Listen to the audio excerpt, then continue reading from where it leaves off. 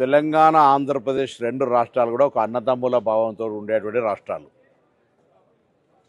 తెలంగాణ తుఫాన్లో మునుగుతుంటే కూడా మేము ప్రకృతి అనుకుంటున్నాం తప్ప ఆంధ్ర ప్రజల తప్పు పడతలేదు. ఎక్కడో కోనసీమలో కొబ్బరి చెట్టు ఎండిపోతే ఆంధ్రలో ప్రాతినిధ్యం వహిస్తున్న ఉప ముఖ్యమంత్రి తెలంగాణ వల్ల దృష్టి కలిగిందంటే ఆయన వివేకవంతుడో అవివేకవంతుడో నాకు తెలియదు. నేను ఆ మిత్రపక్షంకు బాధ్యత వహిస్తున్న తెలంగాణ భారతీయ జనతా పార్టీ నాయకత్వం ఆయన పట్ల స్పందించాలని కోరుతా ఉన్నా. అదేవిధంగా ఆంధ్రప్రదేశ్ ముఖ్యమంత్రి గారు కూడా స్పందించాలి. స్వయంగా భారతీయ జనతా పార్టీ పొత్తున్నది కాబట్టి ఇందులో ఇటువంటి కక్షపూరిత రెండు రాష్ట్రాల మధ్యలో వైషమ్యాలు కలిగేటువంటి మాటలు మాట్లాడడం అనేది దురదృష్టకరం. నేను ఇంతకుముందు చెప్పినట్టుగా ఆంధ్రాలో తుఫాన్ వస్తే తెలంగాణ మొన్న హుస్నాబాద్ కూడా మునిగింది.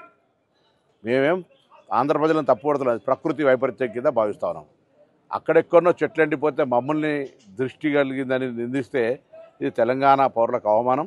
వెంటనే ఉపసంహరించుకోవాలి, క్షమాపణ కోరాలి.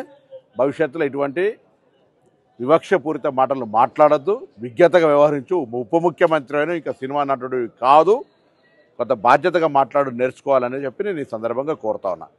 ఇవాళ తెలంగాణ ఆంధ్ర కలిసి దేశంలో ఉన్నతంగా ఎదగడానికి ప్రయత్నం జరగాలి తప్ప ఇటువంటి వైషమ్యాలను సృష్టించేటువంటి మాటలు మా నుంచి రావు, మీరు మాట్లాడద్దు.